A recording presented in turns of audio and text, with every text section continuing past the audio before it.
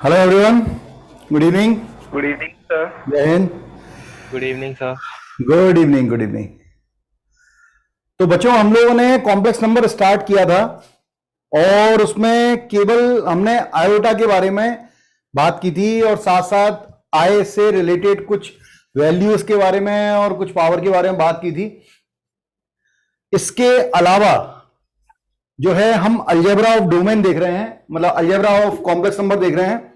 और अभी अपन नंबर के बारे में सिंपल बात कर रहे हैं, नंबर की तरह इसका यूज कर रहे हैं। बाद में इसकी प्रॉपर्टीज आएंगी, वो अपन बाद में बात करेंगे। तो जैसे सबसे पहले अब अपन शुरू कर सकते हैं। जैसे z जो है उसे a प्लस आई बी बोला गया, ठीक है। जैसे ऐसा बोला जाता है कि हर, तुमने शुरू में 9th क्लास में पढ़ा हो कि नेचुरल नंबर जो है वो सबसेट होता है। नेचुरल नंबर क्या होता है? नेचुरल नंबर है 1 2 3, ठीक है। नेचुरल नंबर सबसेट होता है होल नंबर का। होल नंबर 0 से स्टार्ट हो रहा है। सबसेट का मतलब है सब ग्रुप। तो अगर मैं होल नंबर में से 1 से लेके इनफाइनाइट तक का ग्रुप ले लूं तो वो क्या बन जाएगा? Natural number. तो नेचुरल नंबर एक सब ग्रुप है किसका? होल नंबर का। होल नंबर जो है वो इंटीजर का सब ग्रुप है या सबसेट है, क्योंकि इंटीजर है -2 -1 0 1 ये सब आ रहा है। तो अगर मैं 0 से लेके इनफाइनाइट तक का एक ग्रुप बना लूं तो वो होल नंबर होगा। तो होल नंबर सब ग्रुप है या सबसेट है इंटीजर का। इंटीजर जो है वो रैशनल नंबर का। रैशनल नंबर आप जानते हैं क्या होता है? p बाई क्यू के टर्म में होते हैं, q 0 नहीं होता है और p और q इंटीजर होते हैं, जो एक बेसिक डेफिनेशन है। फिर इरेशनल आता है। इरेशनल जो है, रैशनल इरेशनल ये सारे जो है सबसेट है किसके? रियल नंबर के। और रियल नंबर जो है सबसेट है किसका? z मतलब कॉम्प्लेक्स नंबर का।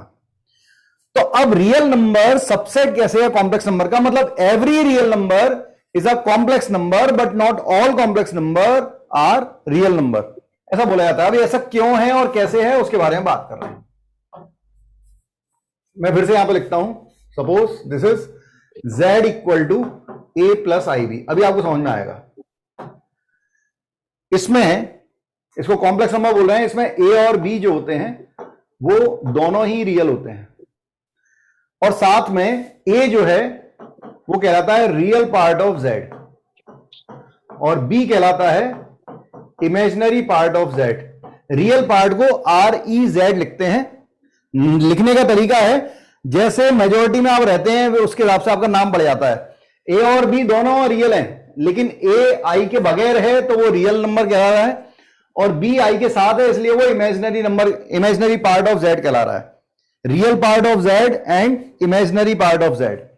अब यहां पर 2-3 कंसेप्ट और इससे जनरेट होते हैं। कभी बोला जाता है प्योरली रियल। प्योरली रियल, तो प्योरली रियल तब होगा जब b 0 हो, तो b की वैल्यू 0। कभी बोला जाता है purely imaginary,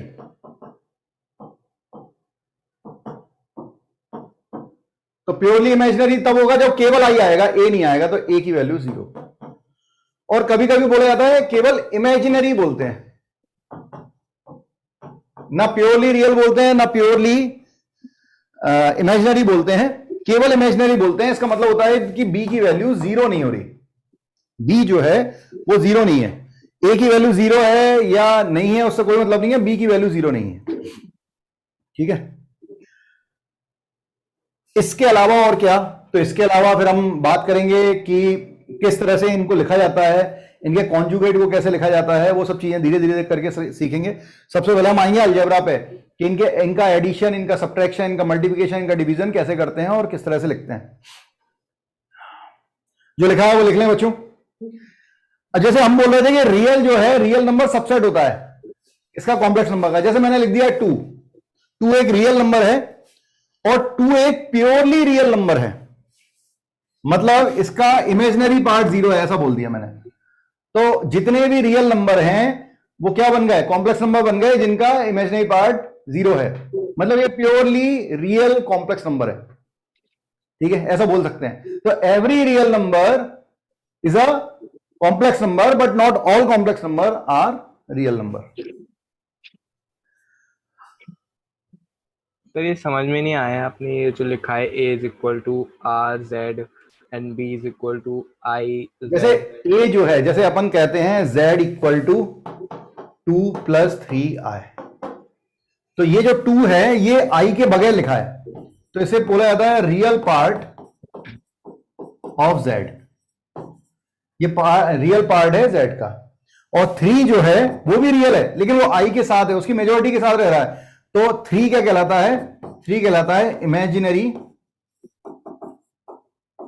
part of z। ये समझ में आ रहा है? Yes sir. ठीक है। अब रियल पार्ट ऑफ z इतना पूरा ना लिख के केवल इतना सा लिख देते हैं कि R E Z. It means 2 is nothing but R E Z, मतलब real part of z, and 3 is nothing but I M Z, मतलब इमेजिनरी पार्ट ऑफ z। तो इसी वजह से मैंने लिख दिया a is a real part of z and b is a imaginary part of z। ठीक है, हो गया होगा, आगे बढ़े? यस सर हो गया। ठीक है, तो अब देखो अपन बात करते हैं अलजेब्रा की। Algebra of complex number.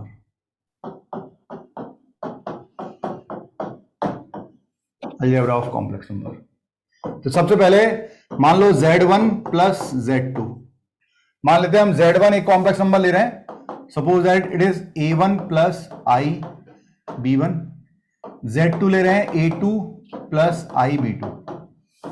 दो कॉम्प्लेक्स नंबर लिए और दोनों का एडिशन कर रहे हैं, तो इसको लिखेंगे it is A1 plus I B1 plus A2 plus I B2।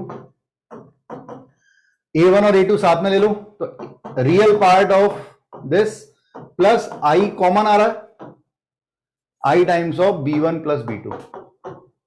तो अगर आपसे ऐसा पूछा जाएगा what is R E times of R E of Z1 plus Z2, तो what is real part of Z1 plus Z2, तो I के बगैर जो लिखा है this is A1 plus A2। And what is imaginary part of Z1 plus Z2, so it is B1 plus B2। तो हमेशा किसी भी कॉम्प्लेक्स नंबर को रियल पार्ट और इमेजिनरी पार्ट को अलग अलग करके लिखा जाता है। सेकंड, Z1 माइनस Z2 होगा, so same to same case it is A1 plus I B1 और minus A2 plus I B2। तो A1 माइनस A2 अलग से लिखेंगे, it is A1 minus A2 और plus I times of B1 minus B2। तो अब real part of Z1 minus Z2 is A1 minus A2 and imaginary part is B1 minus B2। अगर हम multiply करें, multiply और divide important है। अगर हमने Z1 इंटू Z2 किया, तो Z1 इंटू Z2, Z1 होगा A1 plus I B1 into A2 plus I B2। तो इसमें पहले हम मल्टीप्लाई करेंगे सबका, पहले A1 का मल्टीप्लाई इन दोनों में, तो देखो A1 A2 plus I times of B1 B2 plus फिर I B1 का मल्टीप्लाई इन इस पूरे में, तो I times of B1 A2 plus I square B1 B2। ठीक है, अब देखो बच्चों हमें पता है I स्क्वायर कितना होता है? -1।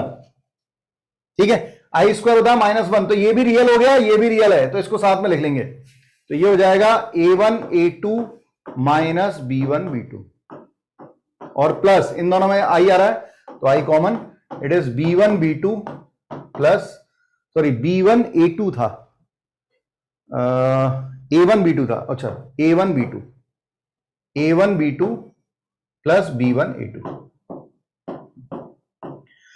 इस चीज को अपन डायरेक्ट भी लिख सकते थे, कैसे?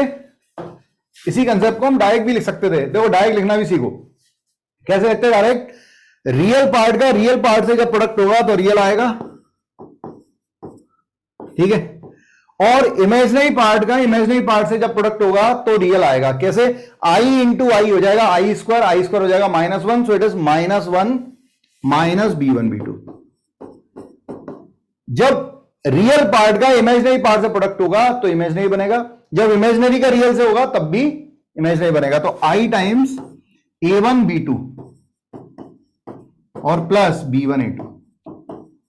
तो ये पूरा सॉल्व करने के बजाय आप डायरेक्ट भी, अगर आप सोच पाए तो आप डायरेक्ट भी लिख सकते हैं। And the last and final case, fourth, Z1 upon Z2। ये बहुत बढ़िया कंसेप्ट है। जब भी कभी डिनोमिनेटर में कोई कॉम्प्लेक्स नंबर लिखा होगा, हमें रैशनलाइज करना ही पड़ेगा। उसका रियल पार्ट और इमेजिनरी पार्ट को डिफाइन करने के लिए उसका रैशनलाइजेशन करना पड़ेगा। तो ये हमने लिख लिया A1 plus IB1 and A2 plus IB2। तो अब इसको डिनोमिनेटर को हमें रियल बनाना पड़ेगा। उसके लिए इसका रैशनलाइजेशन होता है या इसके कॉन्जुगेट का मल्टीप्लाई डिवाइड, एक ही बात है। तो बीच में माइनस आ जाएगा, तो A1 माइनस IB1 का मल्टीप्लाई डिवाइड कर देंगे, A1 माइनस IB1। अब देखो, न्यूमरेटर को लिखना सीखो। अभी अपन ने लिखा उस तरीके डायरेक्ट बनाते हैं। कैसे? रियल का रियल से मल्टीप्लाई, तो A1 सॉरी A2 है, A2, ठीक है। रियल का रियल से मल्टीप्लाई, ऊपर A1 into A1 A2 is A1 A2, ये रियल बनेगा। और इमेजिनरी का इमेजिनरी मल्टीप्लाई, तो ये क्या बन रहा है? I into I is I square, -1 है तो प्लस हो जाएगा, तो प्लस B1 B2। अरे समझ में आ रहा है? Yes sir. ठीक है।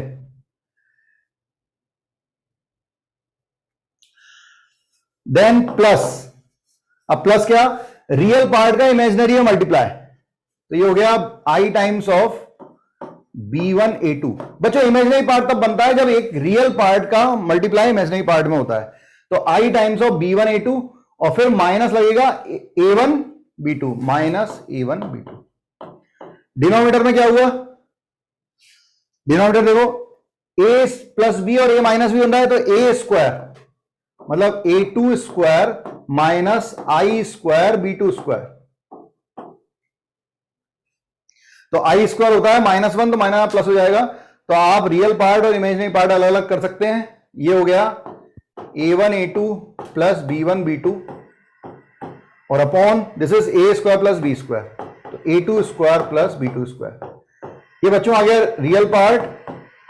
और इमेजिनरी पार्ट कैसे आ जाएगा? This is B1 A2 minus A1 B2 upon A2 square plus B2 square. अब लिख लें तसल्ली से, बात करेंगे फिर। तो एक बार फर्स्ट सेकंड थर्ड बता दीजिए फिर से। ये तीनों बता दूं? Yes sir. क्यों?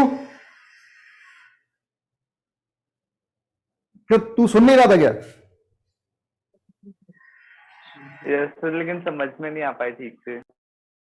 मतलब इसमें अगर समझ में नहीं आ रहा तो फिर अपन कॉम्प्लेक्स नंबर मत पढ़।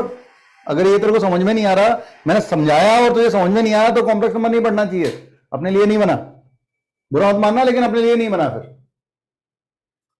अपन सुन नहीं पाए तो अलग बात है, लेकिन समझ में नहीं आया तो फिर गड़बड़ है। दो कॉम्प्लेक्स नंबर थे, Z1 प्लस Z2। Z1 का को लिखा, ये पूरा Z1 था, ये पूरा Z2 था। इसका रियल पार्ट का एडिशन, तो ये रियल पार्ट आ गया और इसमें I कॉमन निकाला है, तो B1 प्लस B2। अब इसमें ऐसा क्या बताऊं कि क्या समझने लायक है? जो I के बगैर लिखते हैं उसे रियल पार्ट बोलते हैं। तो real part of Z1 plus Z2 है A1 प्लस A2, और imaginary part of Z1 plus Z2 होगा जो I के साथ लिखा है बेटा। सेम फॉर माइनस, Z1 लिखा माइनस ये पूरा Z2 लिखा। अब A1 माइनस A2 ये लिखा है, और इन दोनों में I कॉमन निकाला है, तो ये B1 माइनस B2 बन रहा है। तो A1 माइनस A2 इस बार क्या हो जाएगा? इमेजिनरी पार्ट ऑफ, अगर रियल पार्ट पूछा जाएगा तो this is nothing but real part of Z1 minus Z2, and this is nothing but this one is nothing but imaginary part of Z1 minus Z2। फिर हमने product किया। अरे Agra centre कुछ लोग बैठे ही हुए हैं, दिख रहा है मुझे? नहीं, सबने लिख लिया है?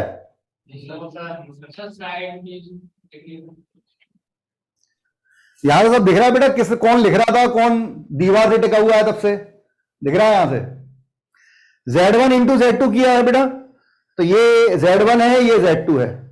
अब मैंने एक तो सबका पहले A1 का मल्टीप्लाई इस पूरे में हुआ, फिर B1 का मल्टीप्लाई इस पूरे में हुआ, ये लिखा है, और फिर आई स्क्वायर की जगह -1 आ गया, तो ये माइनस B1 B2 बना, ये रियल वैल्यू हो गई, ये रियल वैल्यू थी, दोनों को साथ में लिख दिया है, और ये आई कॉमन आ रहा था, आई कॉमन निकाल के लिख दिया। फिर मैंने आपको तरीका बताया कि एक ट्रिक से अपन निकाल सकते हैं डायरेक्ट, कि हमें निकालना क्या है, हर बार हमें रियल पार्ट अलग करना है और इमेजिनरी पार्ट अलग करना है। तो जब हम रियल पार्ट का रियल पार्ट से मल्टीप्लाई करेंगे तब रियल बनेगा, तो A1 A2, और जब इमेजिनरी पार्ट का इमेजिनरी पार्ट से मल्टीप्लाई करेंगे तो आई स्क्वायर हो जाएगा -1 और तो -B1 B2 आ जाएगा, प्लस फिर इमेजिनरी पार्ट कैसे निकलेगा, जब रियल का इमेजिनरी से, पहले के रियल का दूसरे के इमेजिनरी से मल्टीप्लाई किया, मतलब A1 आई इसमें कॉमन आ जाएगा, A1 B2 और प्लस B1 A2, ये और ये दोनों सेम है बच्चे। तो आप चाहें अगर तो आप डायरेक्ट भी बना सकते हैं, दोनों का डिवीजन, कभी डिवीजन में दो कॉम्प्लेक्स नंबर आएंगे तो डिनोमिनेटर का हमें रैशनलाइज करना पड़ेगा, तो मैंने डिनोमिनेटर का रैशनलाइज किया है, और ये ए स्क्वायर, ए प्लस बी है माइनस बी का, तो ए स्क्वायर माइनस बी स्क्वायर बना, तो माइनस आई स्क्वायर बना, आई स्क्वायर -1 होता है, तो माइनस माइनस प्लस हो गया और डिनोमिनेटर में प्लस आ गया। जबकि न्यूमरेटर को सिंप्लीफाई करने के लिए वैसे ही किया है, रियल का रियल से मल्टीप्लाई है तो रियल पार्ट, और इमेजिनरी का इमेजिनरी से, तो I into minus I is -I², -I² इज +1। अरे पता है ना सबको, आई स्क्वायर -1 होता है। Yes sir. हाँ, थोड़ा बहुत याद रखना है।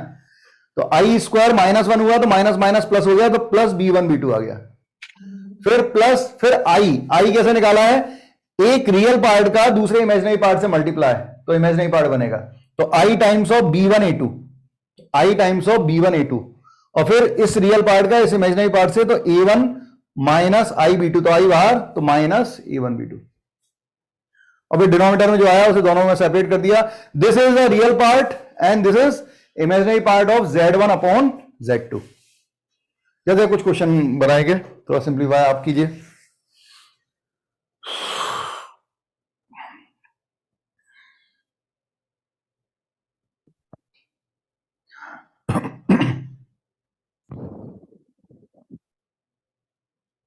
हो गया सर। ठीक है,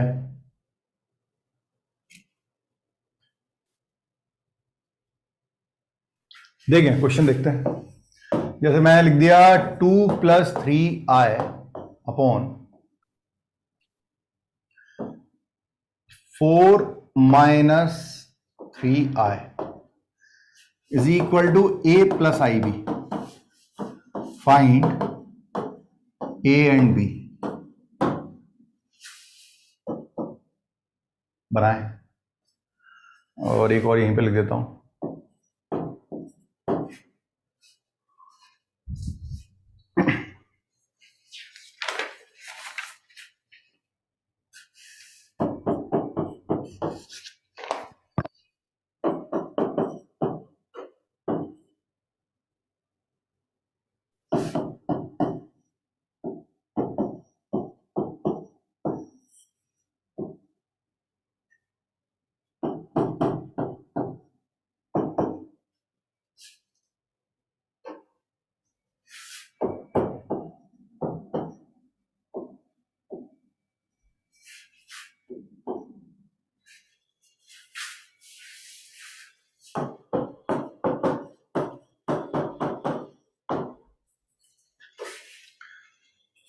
बनाओ आराम से बनाओ, कोई जल्दी नहीं, सिंप्लीफाई करें।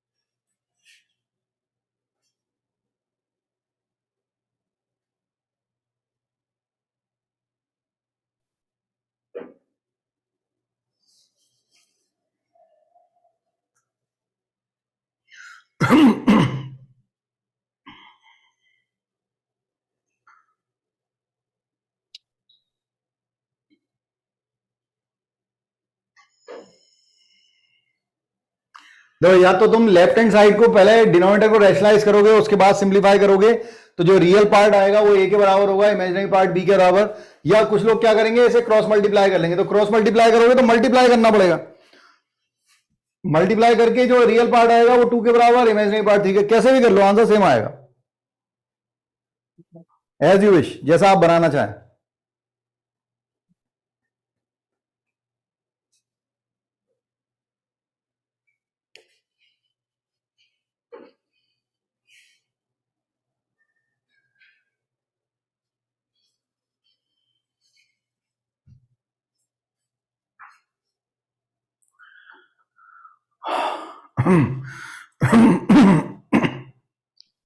नेक्स्ट संडे जो आपका टेस्ट है उसमें कॉम्प्लेक्स नंबर तक आएगा, जितना अपन पढ़ रहे हैं part 1।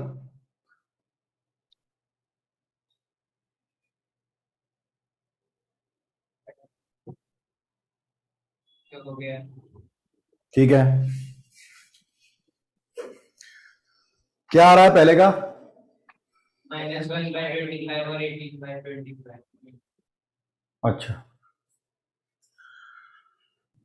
It is 2 + 3i 4 - 3i 4 + 3i by 4 + 3i। Real का रियल से प्रोडक्ट, तो 8 2 का 4 से, फिर 3i का 3i से, तो 3i × 3i इज 9i²।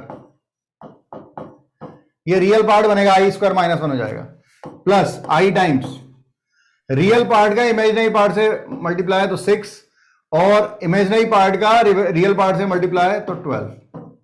ये i के साथ आ गया।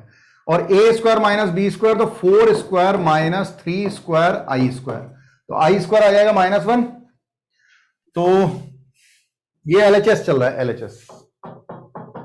ठीक है, so this one is 8 - 9 + 18i by 4, मतलब 16 + 9 25। So it is -1/25।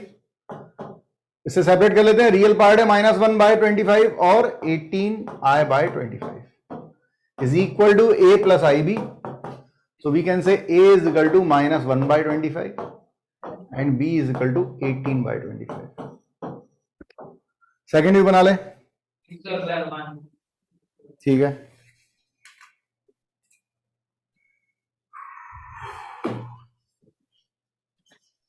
ठीक है आदित्य, तन्मय 28 नहीं 25 आएगा।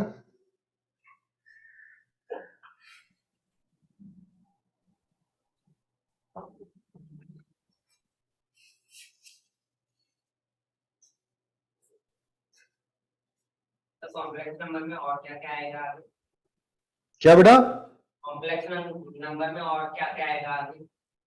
कॉम्प्लेक्स नंबर में अभी बहुत कुछ आएगा, अभी तो पेशेंस रख, धीरे धीरे आगे बढ़ रहे हैं, बस बढ़ता रहे आगे मेरे साथ।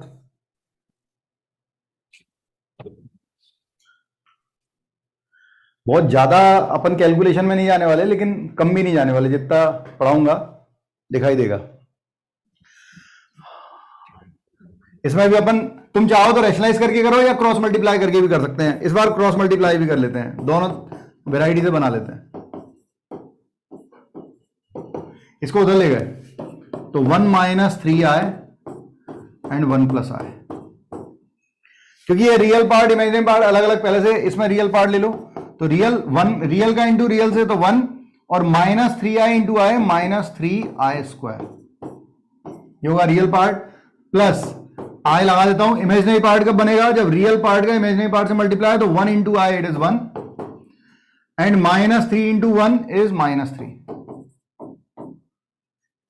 तो ये बन गया है i² -1, तो ये हो गया 4 plus it is -2i, and this is nothing but x - 2 is a real part and y - 3 is imaginary part. So finally what we get x - 2 is equal to 4 and y - 3 equals to -2, x equal to 6 and y equal to 1.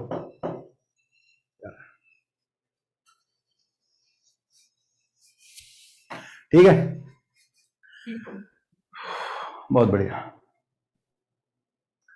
तो इससे आगे बढ़ते हैं। ये algebra था, इसमें कुछ नहीं, केवल कैलकुलेशन है, वो थोड़ा सा ध्यान रखिएगा। इस तरह का भी क्वेश्चन आया, आपसे कुछ पूछ रहा है तो ठीक है। ये यहां तक, तो इसके अलावा एक दो नोट आपको लिखवा रहा हूं, जो गलतियां होती हैं कॉम्प्लेक्स नंबर और रियल नंबर में, कुछ मिस्टेक्स हो जाती हैं, तो मिस्टेक्स के बारे में आपको बता रहा हूं। और उसके बाद फिर हम एक्चुअल प्रॉपर्टीज पे चलेंगे इसकी, कि क्या प्रॉपर्टीज इसमें लगती हैं, क्या पूछा जाता है, जैसा कि वो बच्चा पूछ रहा था। कुछ नोट लिख लेते हैं। पहला, इनइक्वालिटी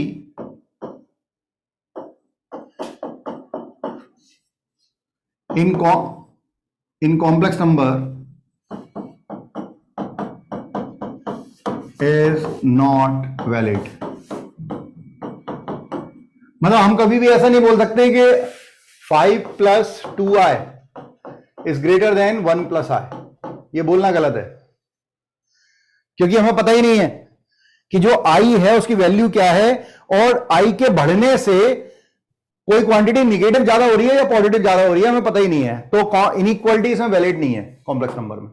मतलब कोई एक कॉम्प्लेक्स नंबर दूसरे कॉम्प्लेक्स नंबर के बराबर कभी नहीं होगा, ग्रेटर कभी नहीं होगा, ग्रेटर या लेस नहीं होगा। Second, in real number x1 x2, अगर हम रियल नंबर ले रहे हैं, मान लो x1 x2, if x1² + x2² equal to 0 बोल रहे हैं। x1 x2 क्या है? पॉजिटिव है। x1 x2 क्या है? मतलब रियल नंबर है अगर, और उनके स्क्वायर का सम 0 हो रहा है, ये कब वैलिड होगा? देखो स्क्वायर हो गए मतलब पॉजिटिव हो गए। दो पॉजिटिव नंबर का सम 0 कब होता था? दोनों एक साथ जब 0 होंगे, क्योंकि एक भी पॉजिटिव हुआ तो दूसरा उसे कैंसिल करके नेगेटिव नहीं हो पाएगा। कैंसिल करने के लिए नेगेटिव होना चाहिए, तभी 0 आएगा। तो दो पॉजिटिव क्वांटिटी का सम 0 तभी होता है जब दोनों एक साथ 0 हो जाए। लेकिन अगर ये कॉम्प्लेक्स नंबर में हुआ, इन complex number z1 z2, if z1² + z2² equal to 0, अगर दो कॉम्प्लेक्स नंबर का सम 0 है तो कभी ये जरूरी नहीं है कि हमेशा ऐसा हो जाए कि z1 = z2 = 0। It is not always valid. जैसे एग्जांपल ले लेते हैं, z1 को ले लेता हूं 1 + i, z2 को ले लेता हूं 1 - i। अब आप इनका स्क्वायर का सम निकाल के देखो, तो z1² + z2² निकाल रहे हैं, सो it is 1 + i², 1 - i²। So this is 1 plus I square plus 2i and it is 1 plus I square minus 2i। तो आपको दिखाई देगा कि ये आई स्क्वायर ये हो गया 1 minus 1 plus 2i and 1 minus 1 minus 2i। सब कैंसिल हो रहा है बच्चों, 1 से -1, 2i से 2i, सब कैंसिल हो रहा है, 0 आ रहा है। तो z1 प्लस z2 का स्क्वायर का सम 0 आ रहा है, लेकिन z1 z2 0 नहीं है। तो कॉम्प्लेक्स नंबर में कभी दो कॉम्प्लेक्स नंबर का सम अगर 0 लिखा हो तो ऐसा मत करना दोनों को 0 कर दो, ठीक है, is not always valid. And third and last note, हम कई बार ऐसा बोलते हैं कि root a into root b equal to root a b. ये तभी वैलिड होता है, is valid when at least one A or B or both are positive। जब भी किसी दो नंबर के रूट का product, root of a b लिखा जाता है, दोनों नंबर के प्रोडक्ट का रूट लिखा जाता है, वो तभी वैलिड होता है जब कोई एक, उनमें से कम कोई एक नंबर क्या हो, पॉजिटिव हो। मींस अगर हमने कहा √2 इंटू √-3, ठीक है, तो ये वैलिड है। क्यों वैलिड है? आप इसे लिख सकते हैं 2 इंटू -3, इट इज -√6। अब आपने √6 और -1 को अलग कर लिया अगर, तो ये ऐसा आ जाएगा √6 इंटू √-1, और √-1 आया होता है तो √6 आए, हम ऐसे लिख सकते हैं। अगर आप ये ना करके पहले अगर कर लेते इस तरह से, अगर आप इसको और दूसरे तरीके से बनाने की कोशिश करते, मतलब ये वैलिड है क्योंकि एक पॉजिटिव है एक नेगेटिव है। अगर आप इसको ऐसे लिखते हैं कि √2 और √3 इंटू -1, तो ये आई लिख देते अपन तो भी आ जाता है कितना, √6, ये होता है √6 इंटू आई। दोनों ये सेम आ रहा है। प्रोडक्ट करने के बाद सिंप्लीफाई करना और सिंप्लीफाई करके फिर प्रोडक्ट करना, दोनों ये सेम आ रहा है, तो ये ट्रू है। दूसरा केस लो, अगर दोनों पॉजिटिव है तो कुछ सोचने की जरूरत ही नहीं है, √6 ही होता है, बचपन से करते हुए आ रहे हैं अपन। लेकिन अगर दोनों नेगेटिव ले लिए, अब देखो अब गड़बड़ होगी। अगर आपने ये नेगेटिव ले लिया और ये वाला फॉर्मूला इसमें लगा दिया, दोनों नेगेटिव है, वैलिड नहीं है, लेकिन फिर भी अगर आपने लगा दिया तो ये बन जाएगा √6। जबकि एक्चुअल आंसर अगर आप निकालते, इसको अलग अलग करते, √2 इंटू √-1 एंड √3 इंटू √-1, तो √-1 होता आई, √2 इंटू आई एंड √3 इंटू आई, तो ये आई इंटू आई स्क्वायर होता, आई स्क्वायर -1 होता है, तो -√6। इसका ये आंसर ट्रू है, ये सही आंसर है, ये गलत है क्योंकि ये वैलिड नहीं है। तो √a into √b root of a b होता है, ये तभी होता है जब कम से कम कोई एक पॉजिटिव हो। ये 3 नोट है बच्चों, तसल्ली से लिख लें, कोई जल्दबाजी नहीं है। हम लोग एक्चुअल फिनोमेना की तरफ चलेंगे। अब मैंने आपको कॉम्प्लेक्स नंबर क्या होता है, इमेजिनरी पार्ट क्या होता है, रियल पार्ट क्या होता है, ठीक है, ऑपरेशन जो लगते हैं, अलजेब्रा जो लगता है, प्रोडक्ट वगैरह, डिवीजन कैसे करते हैं, और कुछ रियल पार्ट, रियल नंबर और कॉम्प्लेक्स नंबर में जो डिफरेंस होता है, वो डिफरेंस मैंने आपको बता दिया यहां पर। सर आप इसको फिर से रिपीट कर सकते हो? कौन सा वाला बेटा? सर ये सर क्या?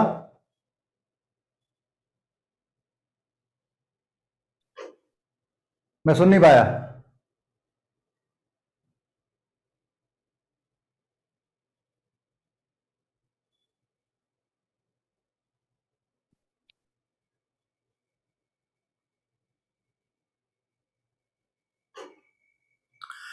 देखो, अगर आपको कोई भी चीज अगर पूरी पूरी बार बार सुननी है, अगर आपको इसमें से किसी एक हाथ कंसेप्ट में दिक्कत है तो वो पूछना बिल्कुल वैलिड है। लेकिन अगर वो ये सब अगर आपको सुनना है तो इसके लिए ही तो वीडियो बनाया जा रहा है। आप आराम से घर पे बैठना और मस्त 4-5 बार सुनना, क्योंकि मुझे नहीं लगता मैंने ऐसा कुछ बताया कि जिसमें आपको तकलीफ हो। अगर किसी चीज में तकलीफ है तो एक दो कंसेप्ट अगर आपको कहीं समझ में नहीं आ रही लाइन तो मैं बताता हूं कि यहां से अगर समझ में नहीं आ रहा है या यहां से समझ में नहीं आ रहा तो मैं एक्सप्लेन कर देता हूं, कोई दिक्कत नहीं। हाँ सर इस सेकंड प्रॉपर्टी में Z1 और Z2 जो आपने दिए कॉन्जुगेट पेयर्स हैं, Z1 और Z2 कॉन्जुगेट पेयर्स हैं। हाँ मतलब कुछ भी हो सकते हैं, कुछ भी हो, उससे क्या फर्क पड़ रहा है हमें। जैसे अगर मैं ऐसा लेता और वैसे कॉन्जुगेट के केस में ही बनेगा, हमेशा कॉन्जुगेट के केस में ही बनेगा इस तरह का केस, लेकिन बनेगा मतलब अगर Z1 square plus Z2 square अगर 0 दिया हुआ है तो ये कंपलसरी नहीं है कि ये दोनों एक साथ 0 होंगे, वो और भी नंबर हो सकते हैं, जनरली ये कॉन्जुगेट ही होते हैं।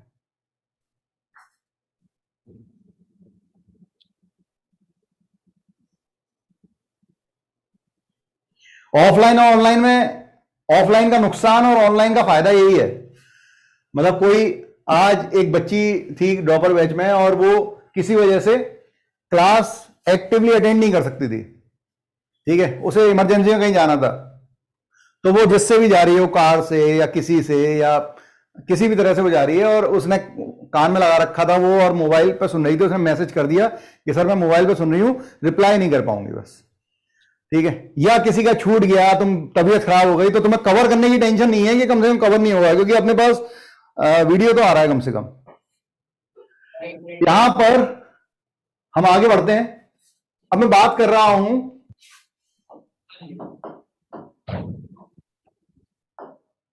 आर्गन प्लेन की। एक मैथमेटिशियन हुआ आर्गन नाम का और उसने एक इमेजिनेशन किया जिससे हमारी दुनिया बदल गई, मतलब जितना भी तारों से रिलेटेड या जितना भी हम गैलेक्सी से रिलेटेड जितनी भी हम बातें सोच पा रहे हैं, जितने भी हम इंस्ट्रूमेंट बनाए हैं, इन सब चीजों की शुरुआत जो हुई है वो कॉम्प्लेक्स नंबर में आर्गन प्लेन ने की। अब आर्गन क्या सोचता है, ठीक है, बहुत अच्छा कंसेप्ट है, ध्यान से सुनना,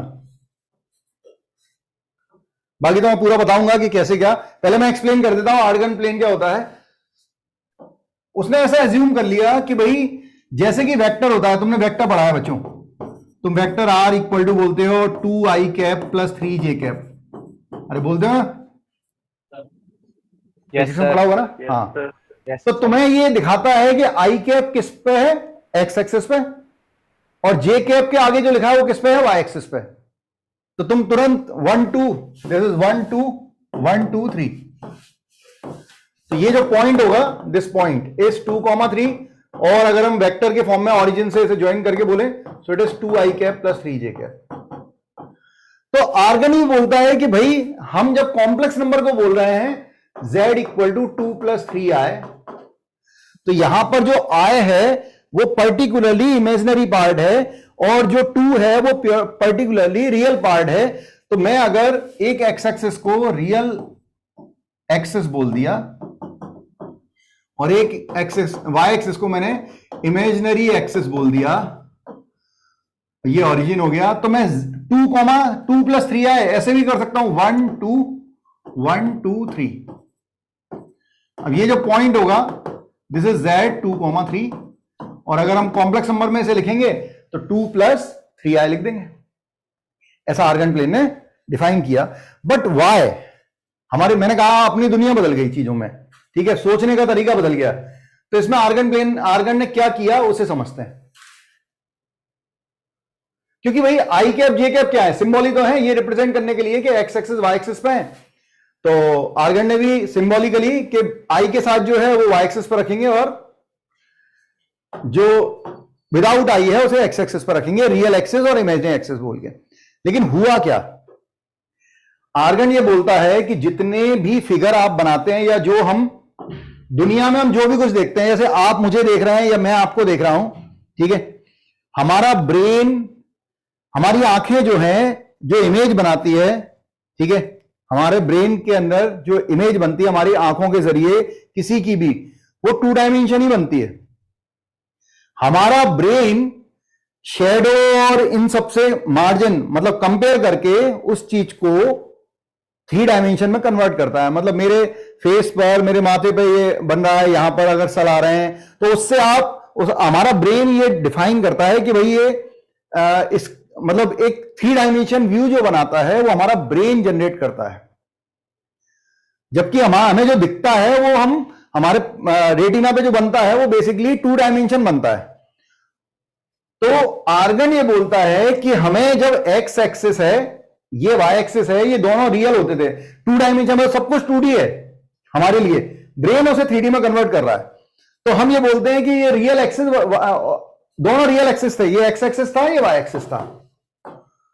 तो आर्गन बोलता है कि जब चीजें इमेजिनरी हैं, इसका मतलब एक एक्सिस, जिस एक्सिस से आप जैसे मुझे देख रहे हो या इसको देख रहे हो, एक एक्सिस ऐसा भी जा रहा है जो दिखाई नहीं दे रहा, लेकिन वो है, वो एग्जिस्ट कर रहा है, क्योंकि आप उस एक्सिस से इसको देख रहे हैं। जो आपके रेटिना से, आंख से जो इसको दिखाई दे रहा है, ये भी एक एक्सिस है, ठीक है। और क्योंकि ये दिखाई नहीं दे रहा है, इसलिए हम इसे इमेजिनरी एक्सिस बोल रहे हैं। तो आर्गन ये बोलता है अगर आप वाई एक्सिस से देखना शुरू कर दो, अगर हम चीजों को वाई एक्सिस से देखेंगे तो हमें क्या दिखाई देगा? अब हमें एक एक्स एक्सिस जो कि रियल था और एक इमेजिनरी एक्सिस जो कि क्या था? इमेजिनरी एक्सिस था, जो कि दिखाई नहीं दे रहा। तो इस चीज को इसने वाई एक्सिस से देखना शुरू किया और इस चीज को उसने यहां पे बना दिया कि ये एक्स एक्सिस जो है वो रियल एक्सिस हो गया, और ये जो इमेजिनरी एक्सिस है वो ये बन गया। और अब आप कहां से देख रहे हो? वाई एक्सिस से। इससे बहुत सारी चीजें बदल गई।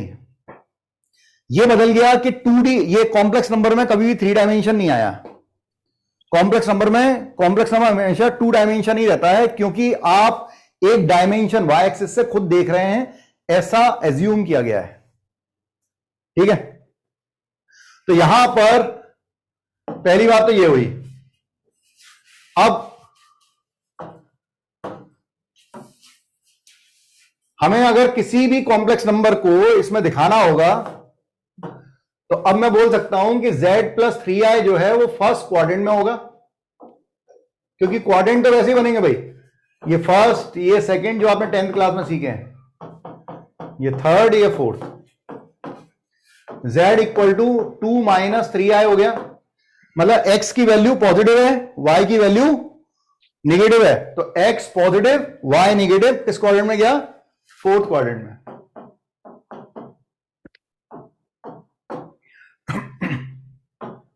z इक्वल टू -2 + 3i, मतलब ये यहां पर कहीं आ रहा होगा, 1 2 -2 एंड 1 2 3, तो -2, 3 किस क्वाड्रेंट में है? सेकंड क्वाड्रेंट में।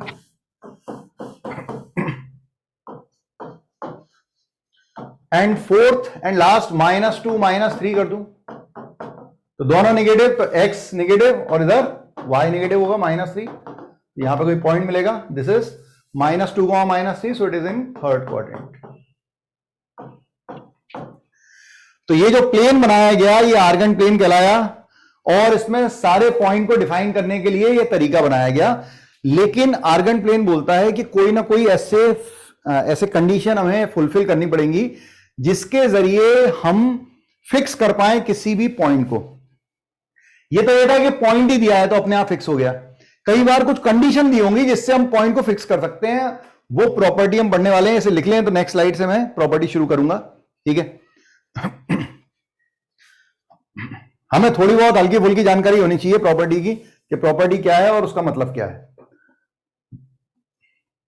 उसके बारे में डिटेल देने के बाद मैं आपको रिप्रेजेंटेशन पे ले चलूंगा कॉम्प्लेक्स नंबर के, मतलब नेक्स्ट लेक्चर में हम 100% पहुंच जाएंगे वहां तक, और कॉम्प्लेक्स नंबर का फर्स्ट पार्ट जो है वो खत्म हो जाएगा। तो हम नेक्स्ट लेक्चर में इसे खत्म कर लेंगे और फिर हम सीक्वेंस सीरीज जो हमारी चल रही थी उस पर आ जाएंगे।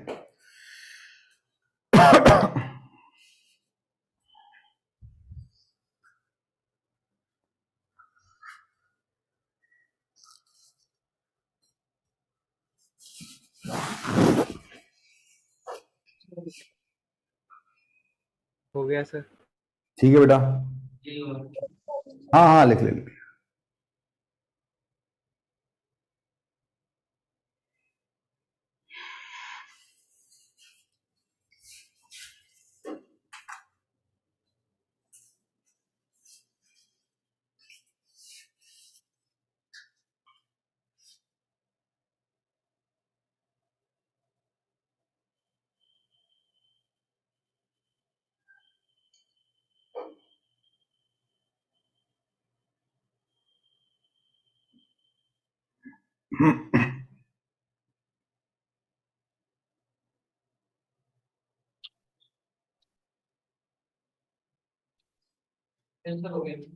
ठीक है बेटा।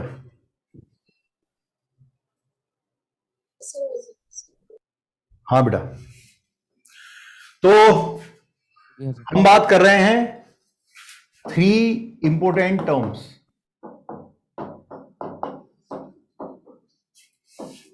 Of complex number.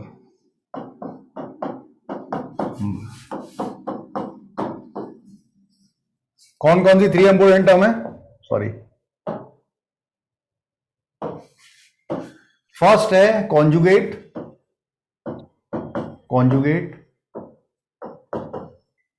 Second modulus, and third argument.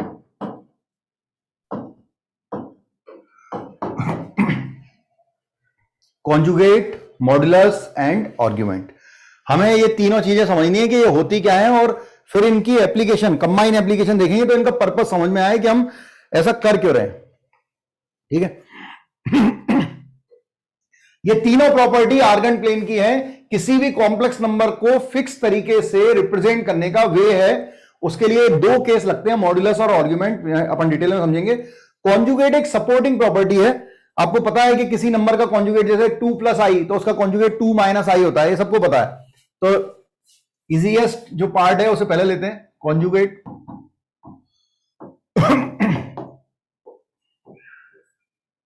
तो इसको रिप्रेजेंट करने का वे होता है जैसे z है, अगर x + iy है तो इसका जो कॉन्जुगेट होगा उसे z बार से दिखाते हैं, ऊपर पावर लगाते हैं। ठीक है, हैशटैग। तो z bar is x - iy। ठीक है। अब किसी भी नंबर का, ये तो ठीक है, ये तो हो गया, लेकिन इसका आर्गन प्लेन पे क्या रिप्रेजेंटेशन है। ठीक है, तो मैं यहां पे लिख देता हूं, in Argand plane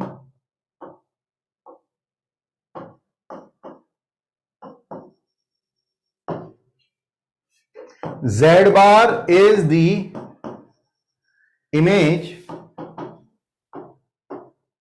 of z in x axis। मतलब अगर हम x एक्सिस को मिरर मान लें, मान लो मैंने z इक्वल टू लिया, ये मैंने 1 2, ये 2 था, 1 2 3, ये 3 था, ये था 2, 3। मतलब मैंने z इक्वल टू लिया 2 + 3i। तो बच्चों इसका z बार क्या होगा? 2, -3 या 2 - 3i। तो किस क्वाड्रेंट में गया?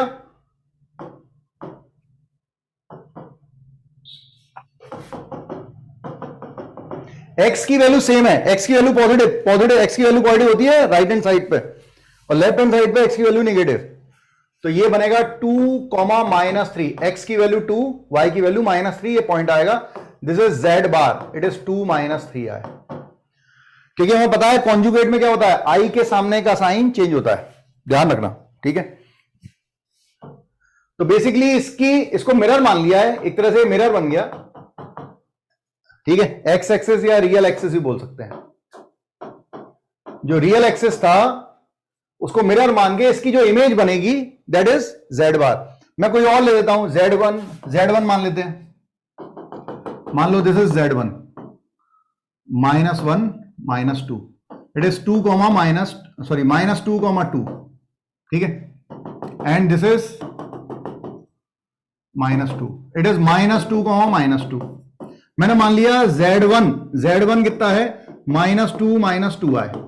तो z1 बार, जैसे ही मैं z1 बार लूंगा यहां पर प्लस आएगा, प्लस आया तो किसकी वैल्यू पॉजिटिव हुई, y की वैल्यू, x की वैल्यू नेगेटिव ही है, y की value positive. So this is nothing but z1 bar -2 + 2i। मैं ये समझाना चाह रहा हूं कि आर्गन प्लेन में किस तरह से बनता है। अगर हमने कोई एक कॉम्प्लेक्स नंबर लिया था z और उसका बार लिया, तो इसकी इमेज रियल एक्सिस के अबाउट बनी, नीचे ऊपर था फर्स्ट क्वाड्रेंट में तो फोर्थ क्वाड्रेंट में बना। अगर थर्ड में होगा तो नीचे होगा तो ऊपर बनेगी उसकी इमेज। तो Z1 अगर कोई नंबर था कॉम्प्लेक्स नंबर -2 आए तो उसकी इमेज बनेगी -2 + 2 आए। y की वैल्यू बढ़ गई, x की वैल्यू सेम रही। लिख लें।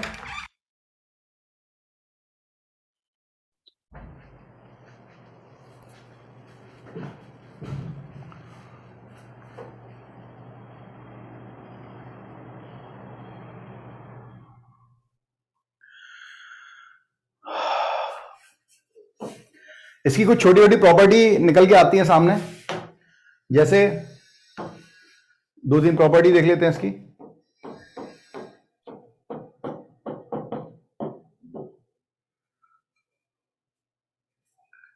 जैसे पहली, अगर हम दोनों का ऐड करें z + z बार तो कितना आएगा? इट इज 2x, 2 और x क्या था? x क्या था? x था रियल पार्ट ऑफ z और y था इमेजिनरी पार्ट ऑफ z। तो हम ऐसे कहते हैं z + z bar is 2 times of real part of z। और अगर मैं सब्ट्रैक्ट करता हूं z - z बार दोनों को सब्ट्रैक्ट करेंगे तो x हट जाएगा, ये बचेगा 2iy। तो 2iy is imaginary part of z। ठीक है।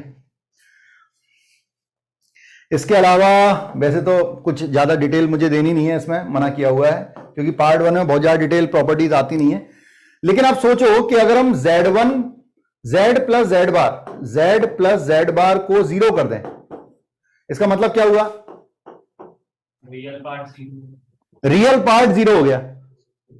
और रियल पार्ट अगर 0 हो जाए, किसी भी कॉम्प्लेक्स नंबर का रियल पार्ट 0 हो गया, इसका मतलब क्या है? z is purely imaginary.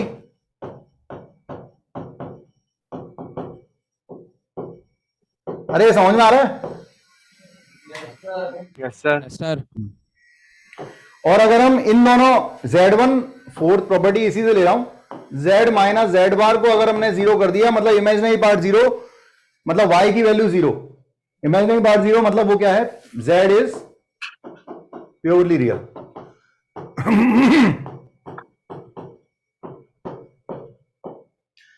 Conjugate का बहुत ज्यादा यूज नहीं है, सपोर्टिंग प्रॉपर्टी है, लिख लें एक बार।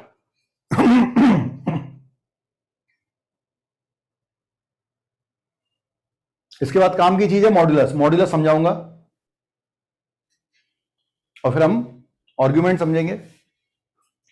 ये 3 चीजें समझने के बाद फिर अपन कुछ क्वेश्चन करेंगे इसके।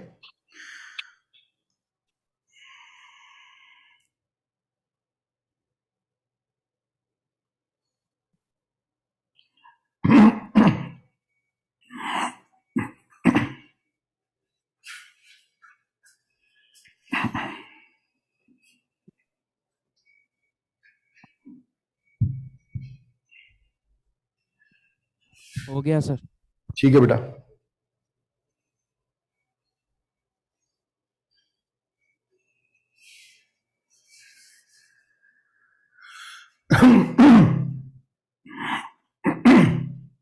अच्छा, यहां पे एक और चीज लिख देता हूं। जैसे अगर आप z × z बार करें तो एक बहुत बढ़िया कंसेप्ट आता है कि ये हो गया x + iy, ये था x - iy। तो अगर आप इसे a + b a - b से करें तो a² - b² मतलब i² y²। i² होता है -1, तो x² + y² आता है, मतलब real part square plus imaginary part square आता है। ठीक है, किससे? z × z बार से। लिख लीजिएगा, ये काम आएगा। अभी आगे हम प्रॉपर्टी पढ़ेंगे, मॉड्यूलस समझा रहा हूं और उसकी प्रॉपर्टी बताऊंगा तो आपको यूज होगा इसका।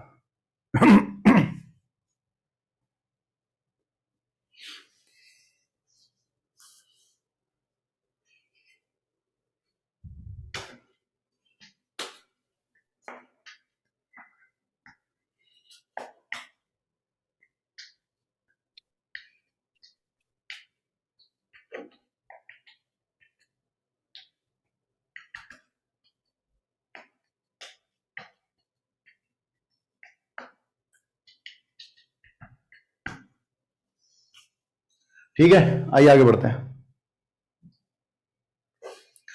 हम लोग बात कर रहे हैं मॉड्यूलस की। मॉड्यूलस समझे,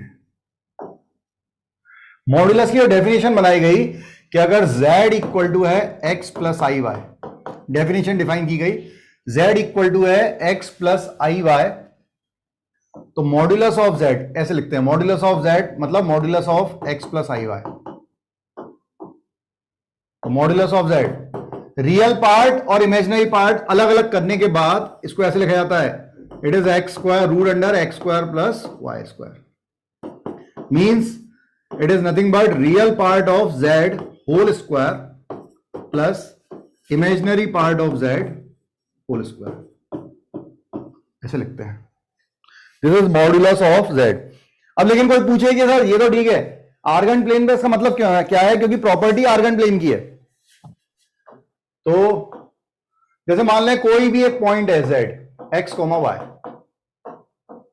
मतलब z इक्वल टू है एक्स प्लस आई वाई, मतलब मान लो फर्स्ट क्वाड्रेंट में, किसी भी क्वाड्रेंट में मान लें, तो यहां से ये डिस्टेंस जो है ये x होगी और ये डिस्टेंस क्या होगी y। इसको अगर मैं ऑरिजिन से ज्वाइन कर दूं तो ये under root of x square plus y square, यही तो आ रहा है ना। तो बेसिकली मैं कह सकता हूं कि किसी भी पॉइंट आर्गन प्लेन पे किसी भी पॉइंट की ऑरिजिन से जो डिस्टेंस है, this is modulus of z। किसी भी पॉइंट की ऑरिजिन से डिस्टेंस होती है, modulus of z represent the distance of any point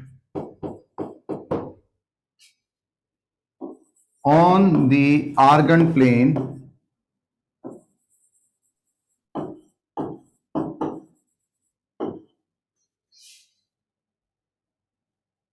from the origin, from the origin।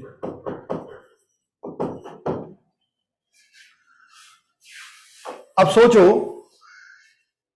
मैं अब इसको लिखना सीखो, ठीक है, इसको लिखने का तरीका सीखो। कैसे? मॉड्यूलस ऑफ z को ऐसे लिख लो, modulus of z minus 0 plus 0 आए। क्यों लिख लो, मैं समझा रहा हूं। तुमने 10th क्लास में डिस्टेंस फार्मूला पढ़ा है ना? ठीक है सर। तो तुम्हें दिखाई देगा ये डिस्टेंस फार्मूला के टर्म में बदलेगा। कैसे? z को मैंने लिख लिया x प्लस आई वाई, और ये माइनस, इसको कुछ नहीं है, ये 0 है, इसको कुछ नहीं था, तो यहां पे माइनस, और ध्यान रखना मैंने माइनस 0 क्यों किया अभी समझ में आएगा आपको। 0 प्लस 0 आए, तो आप रियल पार्ट को साथ में ले लो, तो x माइनस 0 रियल पार्ट हो गया x और माइनस 0, और i के साथ y माइनस 0 हो गया। ये मैंने अलग अलग क्यों किया? क्योंकि जो डेफिनेशन है मॉड्यूलस ऑफ z होता है modulus of real part plus i times of imaginary part, और उसके बाद जब अलग अलग हो जाते हैं तो हम कहते हैं रियल पार्ट का स्क्वायर रूट के साथ और इमेजिनरी पार्ट का स्क्वायर। तो जैसे मैं इसको लिखूंगा root under x minus 0 whole square, real part का स्क्वायर प्लस इमेजिनरी पार्ट का स्क्वायर, तो तुम्हें दिख रहा है ये डिस्टेंस फार्मूला है, है ना? हाँ, डिस्टेंस फार्मूला है। किसके बीच की डिस्टेंस है? x, y की ऑरिजिन से डिस्टेंस। तो ये मतलब हम सही कर रहे हैं। तो अगर अब मैं थोड़ा सा इसमें चेंज करूं, थोड़ा सा चेंज करूं इन द सेंस, मैं ऐसे लिखूं z माइनस 2 प्लस 3 आए। इसका मतलब क्या होगा? अब z कोई पॉइंट है x प्लस आई वाई, और ये 2 प्लस 3 आए।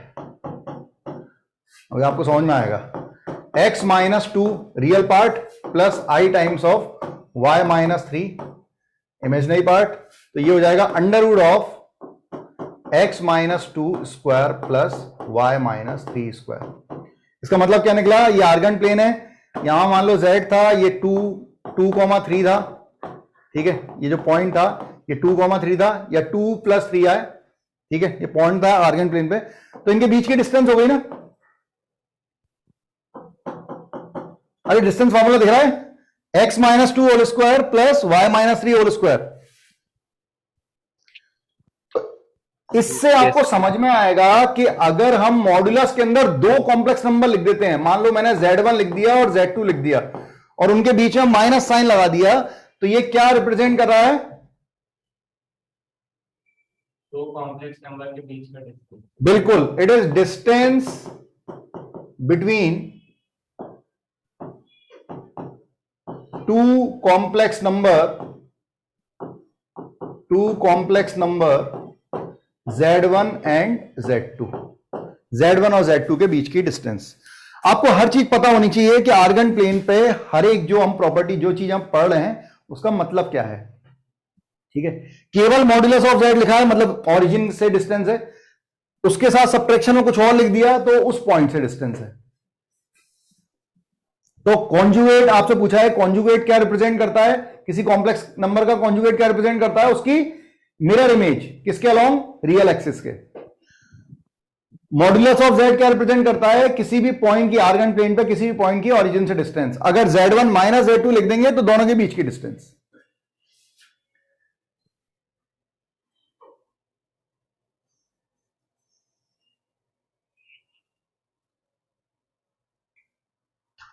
And after that the third and final case आएगा,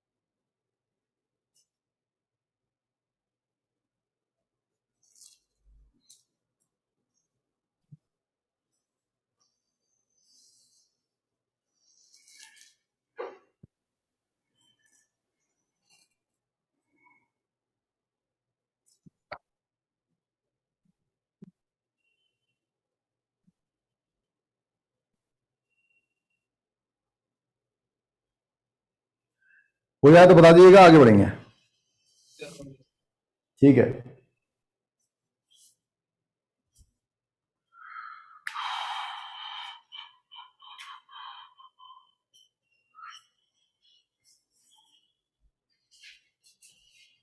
हो गया सर। ठीक है, हाँ जी। तो हम लोग बात कर रहे हैं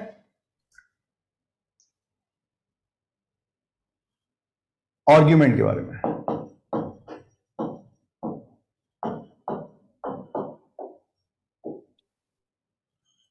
ठीक है, इसको ऐसे लिखते हैं, argument of ARG of Z, ऐसे लिखा जाता है।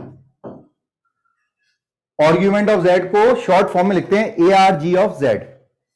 ARG ऑफ Z क्या होता है, बेसिकली एंगल होता है। कौन सा एंगल होता है,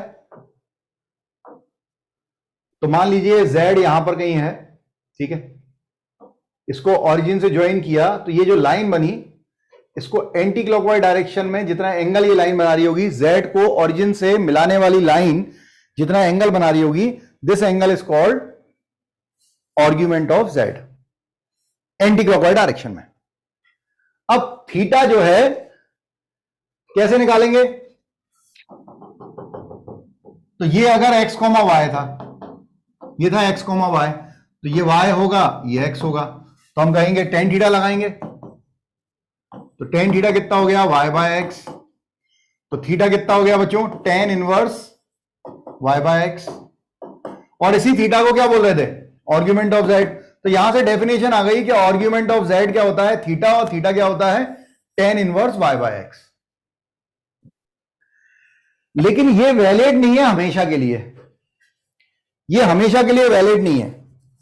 क्यों वैलिड नहीं है हमेशा के लिए, गड़बड़ है इसमें एक, आप लिख लें फिर मैं समझाता हूं। तो इसको कैसे फिर वैलिड बनाते हैं वो सीखेंगे। तो हमारा जो आज का थ्योरी वाला पार्ट है वो खत्म कर लेंगे, कुछ क्वेश्चन करेंगे, फिर उसके बाद आप लोग भी बनाओगे। और नेक्स्ट लेक्चर में हम सॉल्व कर सकते हैं क्या? क्या बेटा? सर इनवर्स ट्रिग्नोमेट्रिक जितने भी फंक्शंस होते हैं सर, इनको हम सॉल्व कर सकते हैं? हाँ कर सकते हैं ना। 12th क्लास में पूरा चैप्टर है, 5-6 लेक्चर चलता है, इनवर्स ट्रिग्नोमेट्रिक फंक्शन पूरा, मतलब अभी 12th क्लास में बस मैं नहीं 12th क्लास में तो हो चुका, ड्रॉपर बैच जो चल रहा है, ड्रॉपर बैच में बस हम फंक्शन के एंडिंग पे हैं, 2 दिन या 3 दिन, 2 दिन के बाद चालू हो जाएगा इनवर्स ट्रिग्नोमेट्रिक फंक्शन। तो पूरा चैप्टर है बेटा, 5-6 लेक्चर पढ़ाया जाता है, तो उसमें यही सिखाया जाता है कि इनवर्स फंक्शन को कैसे सॉल्व करते हैं। तो आएगा 12th में आएगा। अब देखो ये अपने आप में एक गलत, ये फंडामेंटली तो ठीक है, एक फंडामेंटल डेफिनेशन लिख दी अपन ने, लेकिन ये अपने आप में सही नहीं है। क्यों सही नहीं है? हर एक, ध्यान रखना, हर एक कॉम्प्लेक्स नंबर का आर्ग्यूमेंट यूनिक होगा। हर क्वाड्रेंट के कॉम्प्लेक्स नंबर का आर्ग्यूमेंट यूनिक होगा। तो मान लो z इक्वल टू था 2 + 2i, तो यहां पर तो ये चल जाएगा। क्या चल जाएगा? तुमने कहा कि सर, मैंने पूछा भाई आर्ग्यूमेंट ऑफ z क्या होता है, तो तुमने कहा थीटा। मैंने कहा थीटा क्या होता है? तुमने कहा tan इनवर्स y/x। तो यहां पे x ये है, y ये है, तो x और y 2 है, तो तुमने 2/2 रख दिया, 1 आ गया। अरे tan इनवर्स 1 पता है कितना होता है? Yes sir, pi by. हाँ, tan 1, tan की वैल्यू, ये वैल्यू दी अंदर, ठीक है, मतलब tan थीटा इक्वल टू आया होगा 2/2, तो tan थीटा की वैल्यू 1। तो tan इनवर्स के अंदर जो लिखा है, साइन इनवर्स के अंदर जो लिखा है वो वैल्यूज हैं, उसके लिए एंगल होता है कि tan की वैल्यू 1 कब होती है? 45 डिग्री पे, मतलब π/4 पे। तो इसका आंसर π/4 आ गया। tan इनवर्स 1 होगा π/4, tan इनवर्स 1/√3 होगा 30 डिग्री, मतलब π/6। अरे ट्रिग्नोमेट्री सीखी हम लोगों ने। हाँ हाँ, लेकिन अब इसमें गलत क्या है? इसमें देखो, अगर मैं इसको लिखता z इक्वल टू -2 - 2i, तो भी आंसर सेम आता, क्योंकि तुम कहते हैं argument of z equal to क्या है? थीटा इक्वल टू क्या है? tan inverse y/x। तुम यहां पे लगते क्या? tan इनवर्स -2 - 2, फिर से आता tan इनवर्स 1। तुम कहते हैं π/4 सर। अरे ये गलत है। क्यों गलत है? -2 - 2i कहां जाएगा? किस क्वाड्रेंट में? थर्ड क्वाड्रेंट में। तो ये जो पॉइंट होगा, इसको देखने के लिए इसको ओरिजिन से ज्वाइन करेंगे, तो जो एंगल बनेगा वो तो ऑब्ट्यूज एंगल बनेगा, एक्यूट थोड़ी रहेगा। वो अलग पॉइंट है, ये अलग पॉइंट, ये अलग पॉइंट था, इस तरफ अलग था, इस तरफ अलग है, दोनों का आर्ग्यूमेंट अलग अलग होगा। तो ये गलत हो गया, दिस इज रॉन्ग। इसलिए ये अपने आप में कंप्लीट डेफिनेशन नहीं है। तो कंप्लीट डेफिनेशन क्या है? कंप्लीट डेफिनेशन समझो।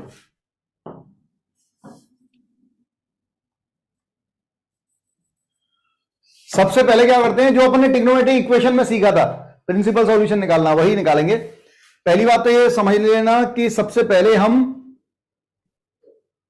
अल्फा निकालेंगे, ठीक है। सबसे पहले क्या निकालेंगे? अल्फा। अल्फा क्या होता है? tan इनवर्स, ये मैं आपको मेथड बता रहा हूं कैसे निकालते हैं, किसी के लिए केस भी। tan inverse mod of y/x। Mod इसलिए लगा दिया कि अल्फा जो है वो किस क्वाड्रेंट का होगा? वो फर्स्ट क्वाड्रेंट का एंगल होगा। शायद आपको याद भी हो, हम ऐसे लिखते थे 0 π/2 पाई 3 π/2 2 पाई, ट्रिग्नोमेट्री पढ़ी हमने।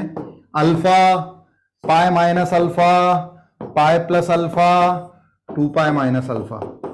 इन सब जगह ये जो अल्फा दिख रहे होते थे, अल्फा कहां होता था? फर्स्ट क्वाड्रेंट का एंगल। तो सबसे पहले आप अल्फा निकालोगे। अल्फा निकालने के बाद तुम खुद देख लोगे कि नंबर जो है वो किस क्वाड्रेंट में लाई कर रहा है। जिस क्वाड्रेंट में लाई कर रहा है, ये जो पाई minus alpha, pi plus alpha या 2 पाई माइनस अल्फा लिखे हुए हैं, ये सब क्या है? आर्ग्यूमेंट ऑफ जेड है, ये डायरेक्ट थीटा है। जैसे अभी मैंने आपको जो क्वेश्चन दिया, ये दिया, तो हमने कहा z हमें दिया गया z इक्वल टू 2 - 2i। तो सबसे पहले क्या करते हैं? अल्फा निकालते हैं। अल्फा होता है tan इनवर्स मॉड ऑफ -2/-2। ये 1 हो गया, tan इनवर्स 1 हो गया π/4। अल्फा की वैल्यू π/4 आ गई। अब मैं तुमसे पूछूंगा कि किस क्वाड्रेंट में है, इसलिए मैंने क्वाड्रेंट लिखना बताया। x की वैल्यू नेगेटिव है, y भी नेगेटिव है। किस क्वाड्रेंट में गया? Third quadrant. थर्ड क्वाड्रेंट में आर्ग्यूमेंट ऑफ z कितना होता है? पाई प्लस अल्फा। अल्फा कितना आया? π/4, तो पाई प्लस π/4, तो आंसर होगा 5 π/4। अरे चमक रहा है? ठीक है। Yes sir. कभी भी आपको, चलो एक तुम लोग बनाओ, कभी भी क्या, अभी बनाओ। 1 माइनस रूट 3 आए। इसका आर्ग्यूमेंट निकालो।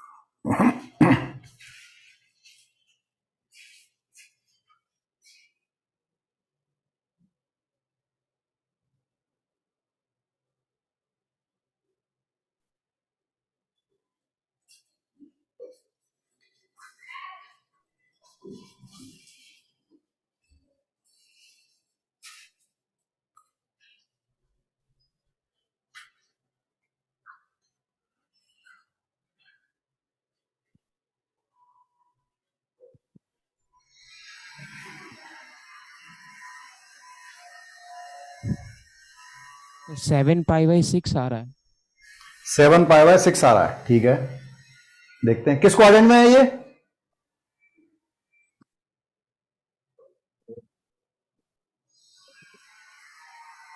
एक्स पॉजिटिव वाई नेगेटिव किस क्वाड्रेंट में होता है? फोर्थ क्वाड्रेंट में होता है। तो फोर्थ क्वाड्रेंट जो है उसमें 2 पाई माइनस अल्फा होगा, ध्यान रखना। और अल्फा की वैल्यू पहले निकाल लेना। अल्फा क्या होता है? अल्फा होता है दिस वन, इसको अंडरलाइन कर लो, इज वेरी वेरी इंपॉर्टेंट। तो सबसे पहले अल्फा निकालते हैं। अल्फा होगा tan inverse mod of minus root 3 by 1 y by x. X by y मत कर देना, y बाय एक्स। तो ये हो रहा है tan इनवर्स रूट 3। tan की वैल्यू रूट 3 कब होती है? 60 डिग्री। 60 डिग्री होता है pi by 3, not pi by 6। गड़बड़ मत करो। Now argument of z। Argument of z क्योंकि ये किस क्वाड्रेंट में है? Fourth quadrant. फोर्थ क्वाड्रेंट में 2 pi minus alpha, so it is 2 pi minus pi by 3। So answer is 5 pi by 3।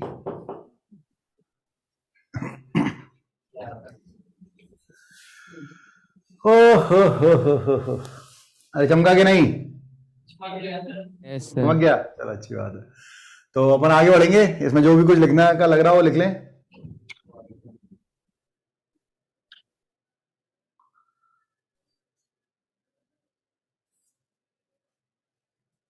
थोड़ी सी आर्ग्यूमेंट के बारे में और बात करेंगे और उसके बाद कुछ मिक्स प्रॉब्लम देखेंगे, समझेंगे हम कि मॉड्यूलस और आर्ग्यूमेंट हमने क्यों पढ़ा।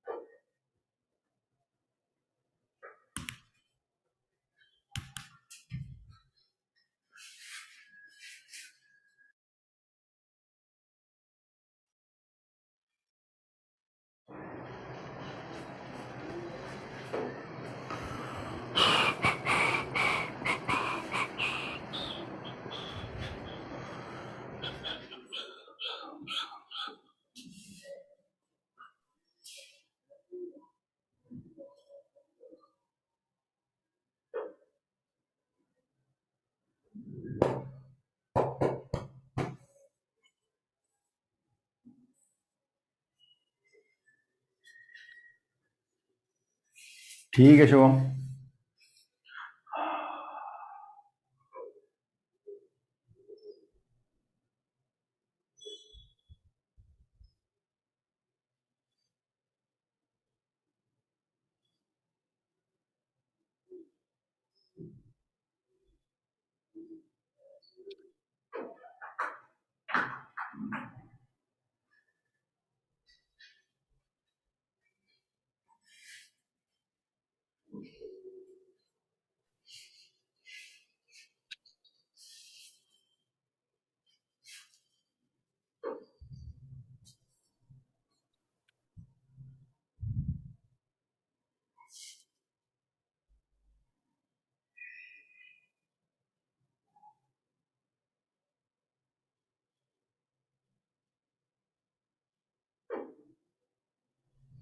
हो गया? यस सर हो गया। ठीक है। Yes, sir.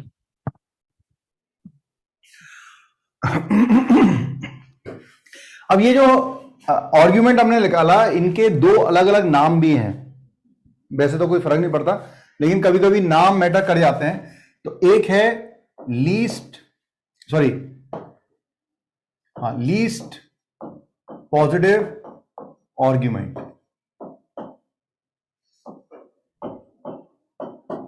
एक है लीस्ट पॉजिटिव आर्ग्यूमेंट। इसमें थीटा जो एंगल हम ले रहे हैं, जो आर्ग्यूमेंट हम लेते हैं, वो 0 से 2 पाई के बीच में लेते हैं।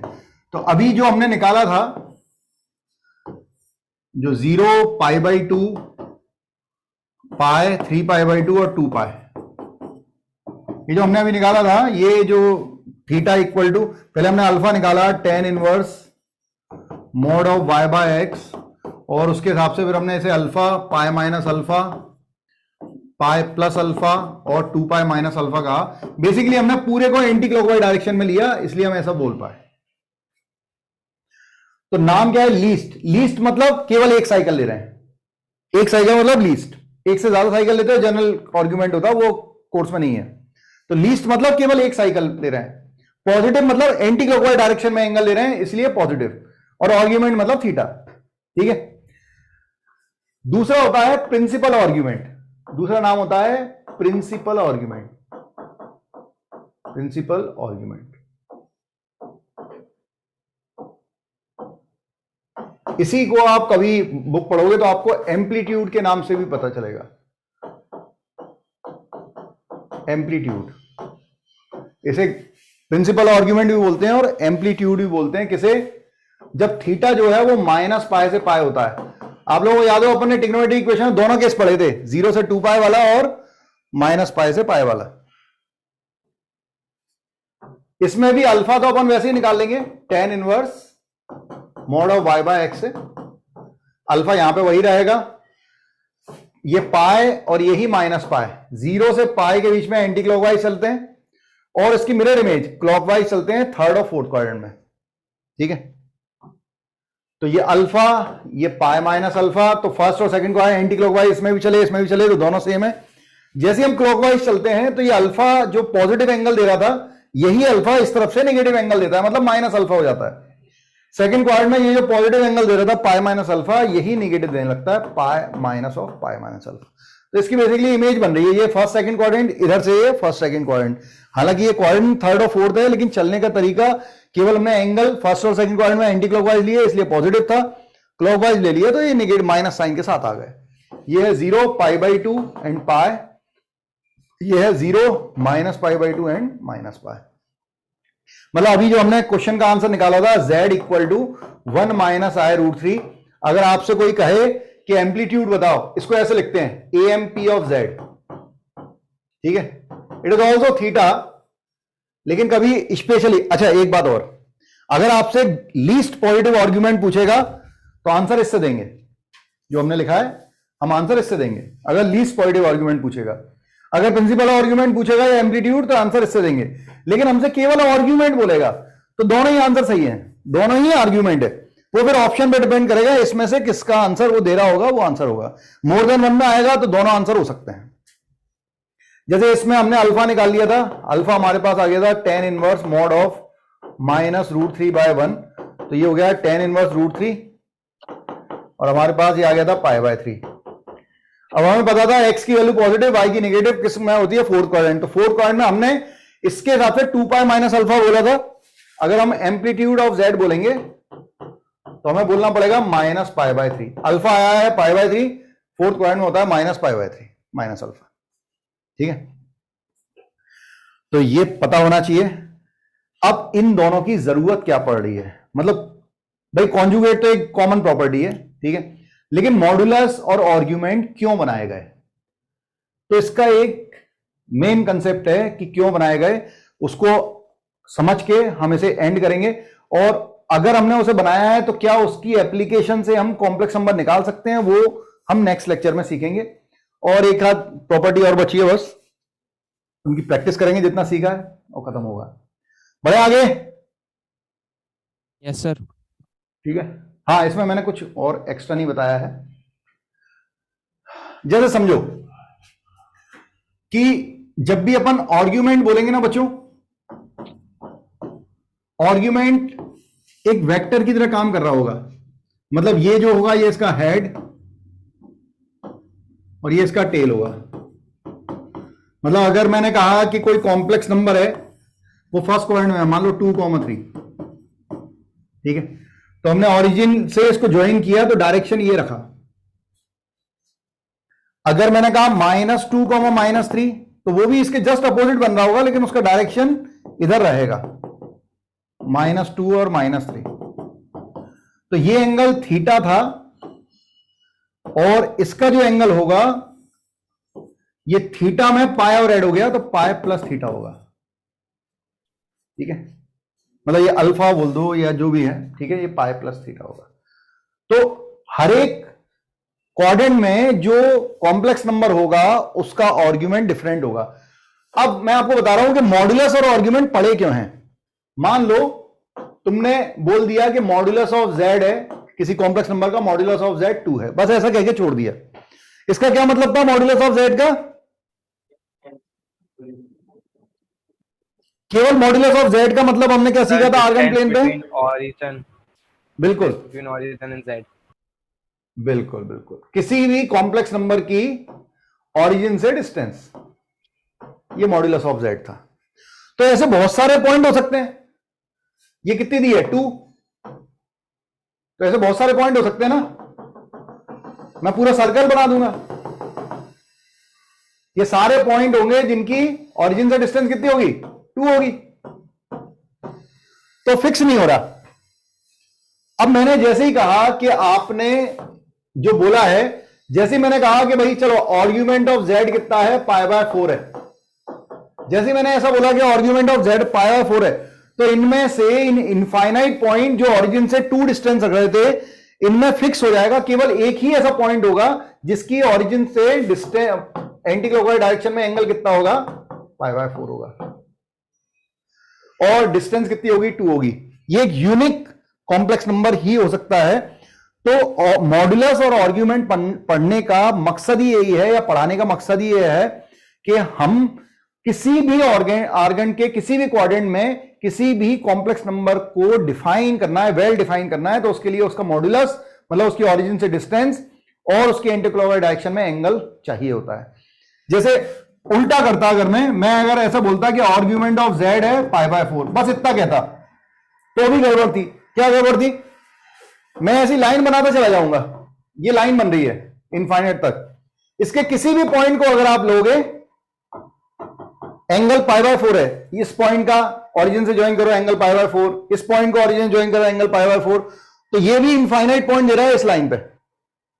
लेकिन जैसे ही मैंने कहा मॉड्यूलस ऑफ जेड कितना है? 2, तो एक फिक्स पॉइंट हो गया कि जिसकी ऑरिजिन से डिस्टेंस कितनी है? 2। तो इस लाइन पे केवल एक ही पॉइंट होगा जिसकी डिस्टेंस 2 होगी और एंगल π/4 होगा। क्या ये समझ में आया सब लोगों के? Yes sir. ठीक है। अब किसी के दिमाग में ये चीज आ सकती है क्या?